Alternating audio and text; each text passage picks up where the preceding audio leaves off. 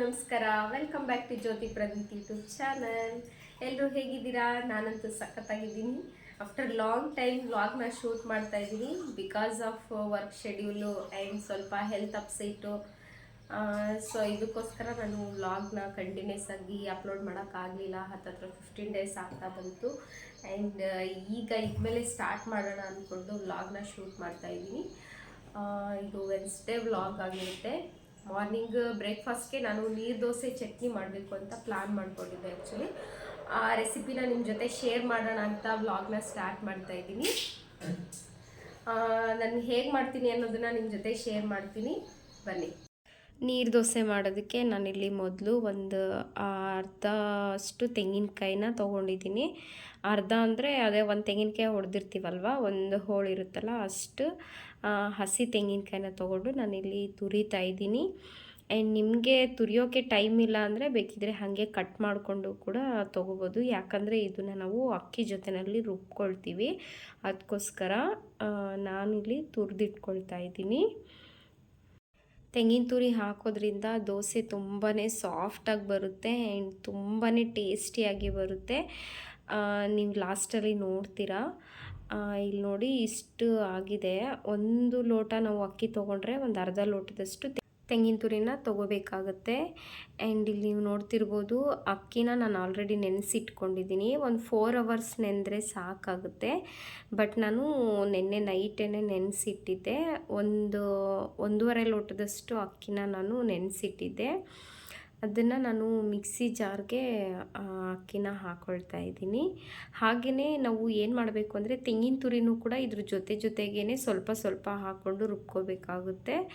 And ಆವಾಗ ಏನಾಗುತ್ತೆ, taste ಚೆನ್ನಾಗಿ ಅನಿಸುತ್ತೆ ಆ್ಯಂಡ್ ಮಿಕ್ಸ್ ಕೂಡ ಚೆನ್ನಾಗಿ ಆಗುತ್ತೆ. ಅದಕ್ಕೋಸ್ಕರ ಇಲ್ಲಿ ನೀವು ನೋಡ್ತಿರ್ಬೋದು, ನಾನು ಅಕ್ಕಿ ಮತ್ತು ತೆಂಗಿನ ತುರಿ ಎರಡನ್ನೂ ಕೂಡ ಜಾರ್ಗೆ ನೋಡಿಕೊಂಡು ಹಾಕ್ಕೊಂಡಿದ್ದೀನಿ. ಇದಕ್ಕೆ ಸ್ವಲ್ಪ ನೀರನ್ನ ಹಾಕ್ಕೋಬೇಕು. ನಾನು ಸ್ವಲ್ಪ ನೀರು ಕಡಿಮೆನೇ ಹಾಕ್ಕೊಳ್ತಾ ಇದ್ದೀನಿ. ನೀವು ಬೇಕಂದರೆ ಸ್ವಲ್ಪ ನೀರು ಈಗಲೇ ಜಾಸ್ತಿನೂ ಹಾಕ್ಕೋಬೋದು, ಬಟ್ ಕ್ವಾಂಟಿಟಿ ಅಡ್ಜಸ್ಟ್ ಮಾಡೋಕ್ಕೆ ಕಷ್ಟ ಆಗುತ್ತೆ. ಅದಕ್ಕೋಸ್ಕರ ಸ್ವಲ್ಪ ಕಡಿಮೆ ಹಾಕ್ಕೊಂಡೇ ರುಬ್ಕೊಳ್ಳಿ, ಲಾಸ್ಟಿಗೆ ಅಡ್ಜಸ್ಟ್ ಮಾಡ್ಕೋಬೋದು. ಅಕ್ಕಿ ಮತ್ತು ತೆಂಗಿನ ತುರಿ ತುಂಬಾ ಸಾಫ್ಟಾಗಿ ಅದು ರುಬ್ಬಬೇಕಾಗುತ್ತೆ. ನೋಡಿ, ಇಲ್ಲಿ ನೀವು ನೋಡ್ತಿರ್ಬೋದು ಎಷ್ಟು ಸಾಫ್ಟಾಗಿ ರುಬ್ಕೊಂಡಿದ್ದೀನಿ ಅಂತ. ಈಗ ಒಂದು ಪಾತ್ರೆಗೆ ನಾನು ಇದನ್ನು ಟ್ರಾನ್ಸ್ಫರ್ ಮಾಡ್ಕೊಳ್ತಾ ಇದ್ದೀನಿ. ನೋಡಿದ್ರೇ ಗೊತ್ತಾಗುತ್ತೆ ಎಷ್ಟು ಸಾಫ್ಟಾಗಿ ನಾನು ಗ್ರೈಂಡ್ ಮಾಡ್ಕೊಂಡಿದ್ದೀನಿ ಅಂತ. ಹೀಗೇ ಎಲ್ಲ ಅಕ್ಕಿ ಮತ್ತು ತೆಂಗಿನ ತುರಿನೂ ಸೇರಿಸ್ಕೊಂಡು ಚೆನ್ನಾಗಿ ಗ್ರೈಂಡ್ ಮಾಡ್ಕೋಬೇಕಾಗುತ್ತೆ. ನೀರನ್ನು ಜಾಸ್ತಿ ಹಾಕ್ಕೊಂಡು ರುಬ್ಕೊಳ್ಳೋದ್ರಿಂದ ನಮಗೆ ರುಬ್ಕೊಳ್ಳೋಕ್ಕೆ ಟೈಮ್ ಕೂಡ ಜಾಸ್ತಿ ಆಗುತ್ತೆ. ಅದಕ್ಕೋಸ್ಕರ ಸ್ವಲ್ಪ ಕಡಿಮೆ ಹಾಕ್ಕೊಂಡೇ ರುಬ್ಕೊಳ್ಳಿ. ಆ್ಯಂಡ್ ಇದೇ ಮಿಕ್ಸಿ ಜಾರ್ಗೆ ನಾನು ಸ್ವಲ್ಪ ನೀರನ್ನು ಕೂಡ ಹಾಕಿ ತೊಳೆದು ಸೇರಿಸ್ಕೊಂಡಿದ್ದೀನಿ. ಇಲ್ಲಿ ನೋಡಿ, ಚೆನ್ನಾಗಿ ಫಸ್ಟು ಮಿಕ್ಸ್ ಮಾಡ್ಕೊಳ್ಳಿ. ಯಾಕೆಂದರೆ ಸಡನ್ನಾಗಿ ಒಂದೇ ಸಲ ನೀರು ಹಾಕೋಕ್ಕೆ ಹೋಗಬಾರ್ದು. ನಾನು ಜಾರ್ ತೊಳೆದಿರೋ ನೀರು ಹಾಕ್ಕೊಂಡು ನೀಟಾಗಿ ಒಂದು ಸಲ ಮಿಕ್ಸ್ ಮಾಡಿಕೊಂಡು ನೋಡಿದೆ, ಒಂದು ಅರ್ಧ ಲೋಟದಷ್ಟು ನೀರನ್ನು ಸೇರಿಸ್ಕೊಂಡೆ. ನೋಡಿ, ಚೆನ್ನಾಗಿ ಮಿಕ್ಸ್ ಮಾಡಿದ್ರೆ ಇಲ್ಲಿ ಕನ್ಸಿಸ್ಟೆನ್ಸಿ ಗೊತ್ತಾಗುತ್ತೆ. ನನಗಿನ್ನೂ ಸ್ವಲ್ಪ ನೀರು ಬೇಕನ್ನಿಸ್ತು, ಅದಕ್ಕೆ ಇನ್ನೂ ಒಂದು ಅರ್ಧ ಲೋಟದಷ್ಟು ನೀರನ್ನು ಹಾಕ್ಕೊಂಡಿದ್ದೀನಿ. ನೋಡಿ, ಈ ಕನ್ಸಿಸ್ಟೆನ್ಸಿ ಇದೆ. ಇನ್ನೂ ಒಂದು ಸ್ವಲ್ಪನೂ ಹಾಕ್ಕೋಬೋದು, ಬಟ್ ನನಗೆ ಸಾಕು ಅನ್ನಿಸ್ತು, ಅದಕ್ಕೋಸ್ಕರ ನಾನು ಇಷ್ಟನ್ನೇ ಹಾಕ್ಕೊಂಡಿದ್ದೀನಿ. ಒಂದು ಸಲ ಚೆನ್ನಾಗಿ ಮಿಕ್ಸ್ ಮಾಡಿಕೊಂಡು ನೋಡ್ಕೊಳ್ಳಿ ಕನ್ಸಿಸ್ಟೆನ್ಸಿನ. ಈಗ ಇದಕ್ಕೆ ಒಂದು 1/2 ಟೇಬಲ್ ಸ್ಪೂನಷ್ಟು ನಾನು ಉಪ್ಪನ್ನು ಹಾಕ್ಕೊಳ್ತಾ ಇದ್ದೀನಿ. ಉಪ್ಪನ್ನು ಜಾಸ್ತಿ ಹಾಕ್ಕೊಳ್ಳೋಕೆ ಹೋಗಬೇಡಿ, ಇಷ್ಟೇ ಸಾಕಾಗುತ್ತೆ. ಇನ್ನು ಚೆನ್ನಾಗಿ ಇನ್ನೊಂದು ಸಲ ಮಿಕ್ಸ್ ಮಾಡಿಕೊಂಡು ಇದಕ್ಕೆ ಲಿಡ್ ಕ್ಲೋಸ್ ಮಾಡಿ ಒಂದು 15 ನಿಮಿಷ ಪಕ್ಕಕ್ಕೆ ಎತ್ತಿಡಿ. ಆಮೇಲೆ ದೋಸೆ ಮಾಡ್ಕೊಳ್ಳೋಣ. ಅಷ್ಟರಲ್ಲಿ ನಾನು ಚಟ್ನಿಗೆ ರೆಡಿ ಮಾಡ್ಕೊಳ್ಳೋಣ ಅಂತ ಇಲ್ಲಿ ಸ್ಟವ್ ಆನ್ ಮಾಡಿಕೊಂಡು ಒಂದು ಬಾಣಲಿನ ಇಟ್ಕೊಳ್ತಾ ಇದ್ದೀನಿ. ನೀರು ದೋಸೆ ಚಟ್ನಿ ಒಳ್ಳೆ ಬೆಸ್ಟ್ ಕಾಂಬಿನೇಷನ್. ನನಗಂತೂ ತುಂಬಾ ಇಷ್ಟ. ಆ್ಯಂಡ್ ನನ್ನ ರೂಮ್ಮೇಟ್ಗೂ ಕೂಡ ತುಂಬಾ ಇಷ್ಟ. ಅವ್ರಿಗೋಸ್ಕರನೇ ಆ್ಯಕ್ಚುಲಿ ನಾನು ಈ ರೆಸಿಪಿ ಇವತ್ತು ಮಾಡ್ತಾ ಇರೋದು. ಆ್ಯಂಡ್ ಇಲ್ಲಿ ನೋಡ್ತಿರ್ಬೋದು, ಬಾಣಲಿ ಹೀಟ್ ಆಗಿ ಆದಮೇಲೆ ಒಂದು 6ರಿಂದ 7 ಹಸಿಮೆಣಸಿನ್ಕಾಯಿನ ತೊಗೊಂಡಿದ್ದೀನಿ. ಹಾಗೆ ಒಂದು ಸ್ವಲ್ಪ ಎಣ್ಣೆನ ಹಾಕ್ಕೊಂಡು ಫ್ರೈ ಮಾಡ್ತಾಯಿದ್ದೀನಿ.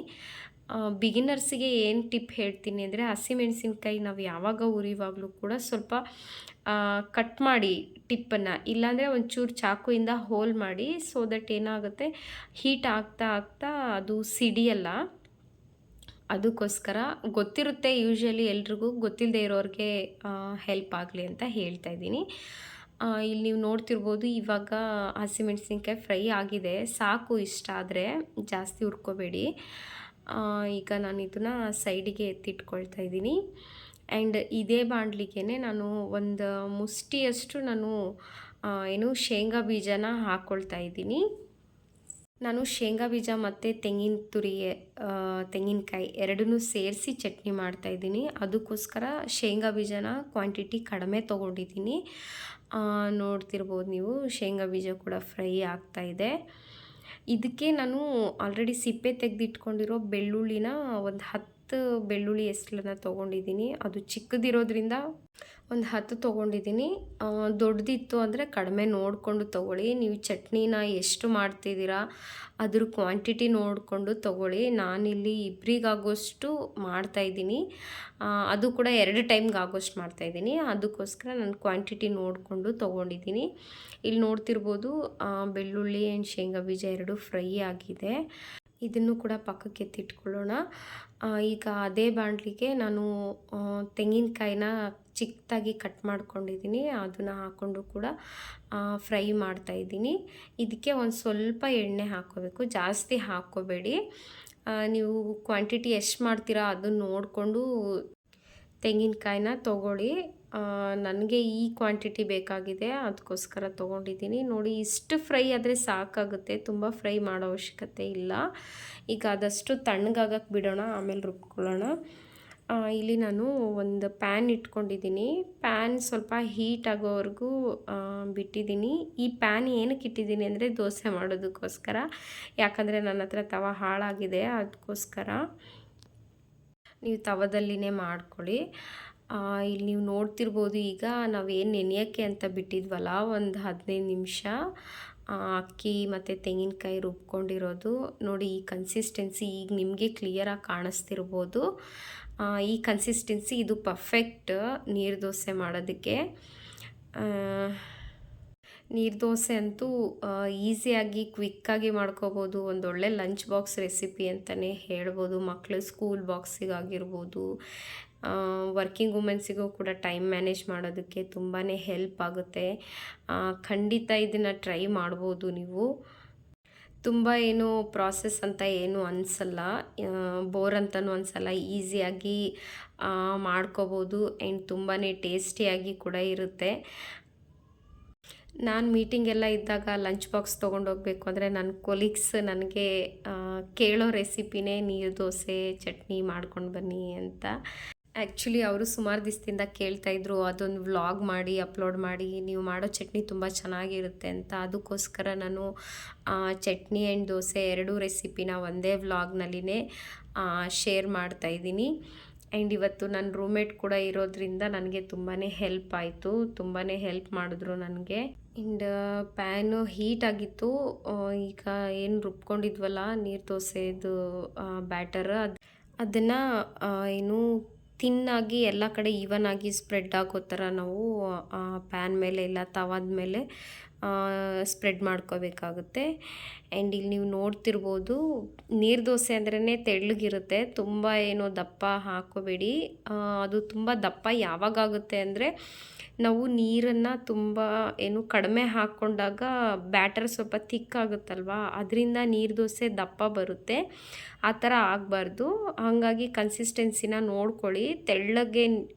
ಬ್ಯಾಟರ್ ತೆಳ್ಳಗಿದ್ದಷ್ಟು ದೋಸೆ ಕೂಡ ತಿನ್ನಾಗಿ ಸಾಫ್ಟಾಗಿ ತುಂಬಾ ಚೆನ್ನಾಗಿ ಬರುತ್ತೆ. ನೀವಿಲ್ಲಿ ನೋಡ್ತಿರ್ಬೋದು. ಈಗ ನಿಮಗೆ ಸ್ವಲ್ಪ ದಪ್ಪ ಅಂತ ಏನಾರ ಅನ್ನಿಸ್ತಾ ಇತ್ತು ಅಂದರೆ ವೆಯ್ಟ್ ಮಾಡಿ, ನಾವು ಟರ್ನ್ ಮಾಡುವಾಗ ಗೊತ್ತಾಗುತ್ತೆ. ನೋಡಿ, ಈಗ ನೀವು ನೋಡ್ತಿರ್ಬೋದು, 2 ಸೈಡ್ ಕೂಡ ಫ್ರೈ ಮಾಡ್ಕೊಳ್ಳಿ. ಟೇಸ್ಟ್ ತುಂಬ ಚೆನ್ನಾಗಿ ಅನಿಸುತ್ತೆ. ನೋಡಿ, ನೀವಿಲ್ಲಿ ನೋಡ್ತಿರ್ಬೋದು, ತುಂಬಾ ತಿನ್ನಾಗಿಯೇ ಹಾಕಿದ್ದೀನಿ ನನ್ನ ದೋಸೆನ. ಆ್ಯಕ್ಚುಲಿ ನಾವು ಏನು ಅಕ್ಕಿ ದೋಸೆ ಮಾಡ್ತೀವಲ್ವ ಅದಕ್ಕಿಂತ ಇದು ತುಂಬಾ ಈಸಿ ಪ್ರಾಸೆಸ್. ಆ್ಯಂಡ್ ತಿರುಗಿಸ್ಬೇಕು ಆ ಥರ ಏನೂ ಕಷ್ಟನೇ ಇರಲ್ಲ. ಇದು ತುಂಬ ಈಸಿಯಾಗಿ ಆಗೋಗ್ಬಿಡುತ್ತೆ. ನನಗಂತೂ ತುಂಬ ಇಷ್ಟ. ಆ ದೋಸೆಗಿಂತ ಈ ದೋಸೆನೇ ಜಾಸ್ತಿ ಇಷ್ಟಪಡ್ತೀನಿ. ಆ್ಯಂಡ್ ನೀವು ನೋಡ್ತಿರ್ಬೋದು ಎರಡೂ ಕಡೆನೂ ಚೆನ್ನಾಗಿ ದೋಸೆ ಆಗಿದೆ. ಇಷ್ಟೇ ಪ್ರಾಸೆಸ್ ನೀರು ದೋಸೆ ಮಾಡೋದು. ತುಂಬ ಏನು ಕಷ್ಟ ಇಲ್ಲ. ಇದೇನು ಬ್ರಹ್ಮವಿದೆ ಏನಲ್ಲ. ನಾನು ಸ್ಟಾರ್ಟಿಂಗಲ್ಲಿ ಕಷ್ಟಪಡ್ತಾ ಇದ್ದೆ. ಅದು ಟರ್ನ್ ಮಾಡಿ ಹಾಕೋದಕ್ಕೇ ತುಂಬ ಕಷ್ಟಪಡ್ತಿದ್ದೆ. But practice makes man perfect ಅಂತಾರಲ್ವ. ಸೊ ಹಾಗೆ ನಾನು ಕೂಡ ಸ್ವಲ್ಪ ಚೆನ್ನಾಗಿ ಕಲಿತೆ. ಆ್ಯಂಡ್ ನನಗೆ ಯಾವಾಗಲೂ ಒಂದೇನು ಅಂದರೆ ಫಸ್ಟ್ ದೋಸೆ ಅಷ್ಟೊಂದು ಚೆನ್ನಾಗಿ ಬರಲ್ಲ. ಸೆಕೆಂಡ್ ಥರ್ಡು ಹಾಗೆ ಆಮೇಲೆ ಬರ್ತಾ ತುಂಬಾ ಚೆನ್ನಾಗಿ ಬರುತ್ತೆ. ನಂತರ ನೀವು ಕೂಡ ಯಾರಾದರೂ ಫಸ್ಟ್ ದೋಸೆ ಸ್ವಲ್ಪ ಓಕೆ ಅನ್ನೋ ಥರ ಮಾಡ್ತೀನಿ ಅನ್ನೋರಿದ್ದರೆ ನನಗೆ ಕಮೆಂಟ್ ಮಾಡಿ. ಆ್ಯಂಡ್ ಈ ದೋಸೆ ಏನಂದರೆ ಸ್ವಲ್ಪ ಬೇಗನೆ ಹರಿದೋಗುತ್ತೆ. ಯಾಕೆ ಅಂದರೆ ತುಂಬ ತೆಳ್ಳಗಿರೋದ್ರಿಂದ ಇದು ಹರಿದೋಗುತ್ತೆ. ಸ್ವಲ್ಪ ಸ್ಮೂತಾಗಿ ಹ್ಯಾಂಡಲ್ ಮಾಡಿ ಅಷ್ಟೇನೆ. ಇದರಲ್ಲಿ ಟಿಪ್ಪು ಬೇರೆ ಏನೂ ಇಲ್ಲ. ನಾನು ದೋಸೆ ಮಾಡ್ತಾಯಿದ್ದೆ. ನನ್ನ ರೂಮ್ಮೇಟ್ ನಾನು ಮಾಡ್ತೀನಿ ಕಣ್ರಿ ಅಂತ ಇದ್ರು. ಸೊ ಅವ್ರಿಗೆ ದೋಸೆ ಮಾಡೋಕ್ಕೆ ಕೊಟ್ಟು ನೆಕ್ಸ್ಟ್ ನಾನು ಇಲ್ಲಿ ಚಟ್ನಿ ಮಾಡೋಣ ಅಂತ ನಾವೇನು ಆಲ್ರೆಡಿ ಫ್ರೈ ಮಾಡಿ ಇಟ್ಕೊಂಡಿದ್ವಲ್ಲ, ತೆಂಗಿನಕಾಯಿ, ಶೇಂಗಾ ಬೀಜ, ಬೆಳ್ಳುಳ್ಳಿ ಆ್ಯಂಡ್ ಹಸಿಮೆಣಸಿನ್ಕಾಯಿ ಇದನ್ನೆಲ್ಲನೂ ಒಂದು ಮಿಕ್ಸಿ ಜಾರ್ಗೆ ನಾನು ಇದನ್ನೆಲ್ಲ ಸೇರಿಸ್ಕೊಳ್ತಾ ಇದ್ದೀನಿ ಚಟ್ನಿಗೋಸ್ಕರ. ಈ ಚಟ್ನಿ ಅಂತೂ ತುಂಬಾ ರುಚಿಯಾಗಿರುತ್ತೆ. ಖಂಡಿತ ಒಂದು ಸಲ ಟ್ರೈ ಮಾಡಿ. ಈಗ ಇದಕ್ಕೆ ಒಂದು ಸ್ವಲ್ಪ ಜೀರಿಗೆ ಹಾಕ್ಕೊಂಡಿದ್ದೀನಿ, ಒಂದು 1/2 ಟೇಬಲ್ ಸ್ಪೂನಷ್ಟು, ಒಂದು ಸ್ವಲ್ಪ ಹುಣಸೆ ಹಣ್ಣು ಆ್ಯಂಡ್ ಮತ್ತು ರುಚಿಗೆ ತಕ್ಕಷ್ಟು ಉಪ್ಪನ್ನು ಕೂಡ ನಾನು ಸೇರಿಸ್ಕೊಳ್ತಾ ಇದ್ದೀನಿ. ಆ್ಯಂಡ್ ಹಾಗೆ ಇದಕ್ಕೆ ಸ್ವಲ್ಪ ಅಚ್ಚಕಡಲೆ ಕೂಡ ಹಾಕ್ಕೊಳ್ತಾ ಇದ್ದೀನಿ. ಸ್ವಲ್ಪ ನೀರು ಸೇರಿಸ್ಕೊಳ್ಳಿ. ನಿಮ್ಗೆ ಆಮೇಲೆ ಕನ್ಸಿಸ್ಟೆನ್ಸಿ ನೋಡಿಕೊಂಡು ಸ್ವಲ್ಪ ನೀರು ಸೇರಿಸ್ಕೊಂಡು ನೆಕ್ಸ್ಟು ರುಬ್ಕೋಬೋದು. ಸ್ವಲ್ಪನೇ ಹಾಕ್ಕೊಳ್ಳಿ ಸಾಕು. ಆ್ಯಂಡ್ ನನ್ನ ಚಟ್ನಿ ರುಬ್ಬಾಯಿತು. ಇಲ್ಲಿ ನೀವು ನೋಡ್ತಿರ್ಬೋದು. ಈ ಥರ ನನಗೆ ತುಂಬ ತರಿಯಾಗಿದ್ದರೆ ನನಗೆ ಅಷ್ಟು ಲೈಕ್ ಆಗಲ್ಲ ಚಟ್ನಿ. ಸೊ ನಾನು ಯಾವಾಗಲೂ ಈ ಒಂದು ಹದದಲ್ಲಿನೇ ಚಟ್ನಿ ರುಬ್ಕೊಳ್ಳೋದು. ಆ್ಯಂಡ್ ನಾನು ಯಾವುದೇ ರೀತಿ ಒಗ್ಗರಣೆ ಕೊಡಲ್ಲ. ಹಾಗೇ ತುಂಬ ಟೇಸ್ಟಿಯಾಗಿರುತ್ತೆ. ಇಲ್ಲಿ ನೀವು ನೋಡ್ತಿರ್ಬೋದು ನೀರು ದೋಸೆ ಆ್ಯಂಡ್ ಚಟ್ನಿ ರೆಡಿ ಆಯಿತು. ತುಂಬಾ ಸಾಫ್ಟಾಗಿ ಬಂದಿದೆ ದೋಸೆ ಮಾತ್ರ. ನಿಮ್ಗೆ ನೋಡಿದ್ರೇ ಗೊತ್ತಾಗುತ್ತೆ. ನೋಡಿ ಎಷ್ಟು ಸಾಫ್ಟಾಗಿ ಬಂದಿದೆ. ನಿಜವಾಗ್ಲೂ ತಿಂತಾ ಇದ್ದರೆ ಅಂತೂ ಎಷ್ಟು ತಿಂದರೂ ಬೇಗ ಹೊಟ್ಟೆನೇ ತುಂಬಲ್ಲ, ಅಷ್ಟು ಇಷ್ಟಪಟ್ಟು ತಿಂತೀರಾ. ಸೊ ಇವತ್ತಿನ ರೆಸಿಪಿ ನೀರು ದೋಸೆ ಆ್ಯಂಡ್ ಚಟ್ನಿ ರೆಡಿ ಆಯಿತು. ನಮ್ಮ ರೂಮ್ಮೇಟ್ ಟೇಸ್ಟ್ ಮಾಡ್ತಿದ್ದಾರೆ ಅದು ಹೇಗಿದೆ ಅಂತ. ನೋಡೋಣ ಬನ್ನಿ ಅವ್ರು ಏನು ಕಮೆಂಟ್ ಮಾಡ್ತಾರೆ ಟೇಸ್ಟ್ ಮಾಡಿ ಅಂತ. ಹೇಳ್ತಿದ್ದೆ ನಾನು. ಈಗಲೂ ಹೇಳು. ಓಕೆ, ಇವತ್ತು ಟೇಸ್ಟಿಂಗ್ ಸೆಷನನ್ನು ನನ್ನ ರೂಮ್ಮೇಟ್ ಮಾಡ್ತಾ ಇದ್ದಾರೆ ಚಿತ್ರ ಅಂತ. ಕೇಳೋಣ ಹೇಗಾಗಿದೆ ಟಿಫನ್ ಅಂತ. ಚಿತ್ರ ಹೇಗಾಗಿದೆ? ಟೇಸ್ಟ್ ಮಾಡ್ತಿದ್ದೀನಿ, ಮಾಡಿ.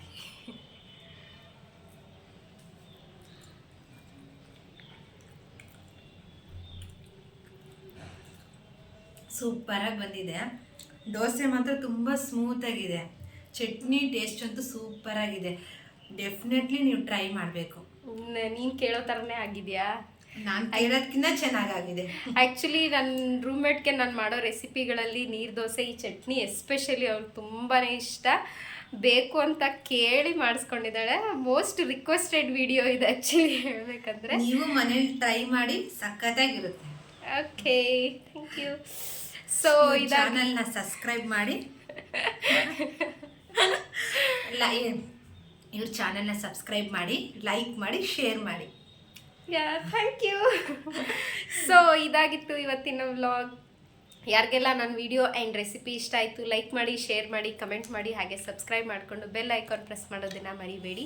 ಆ್ಯಂಡ್ ಸುಮಾರು ಜನ ನನ್ನ ಚಾನಲ್ನ ಸಬ್ಸ್ಕ್ರೈಬ್ ಮಾಡ್ಕೊಳ್ದೇ ನೋಡ್ತಾ ಇದ್ದೀರಾ. ಸೊ ಪ್ಲೀಸ್ ನನ್ನ ಚಾನಲ್ನ ಸಬ್ಸ್ಕ್ರೈಬ್ ಮಾಡಿಕೊಂಡು ನನಗೆ ಸಪೋರ್ಟ್ ಮಾಡಿ ಅಂತ ಕೇಳ್ಕೊಳ್ತಾ ಇದ್ದೀನಿ. ಆ್ಯಂಡ್ ಇಲ್ಲಿಗೆ ವ್ಲಾಗ್ನ ಎಂಡ್ ಮಾಡ್ತಾ ಇದ್ದೀನಿ.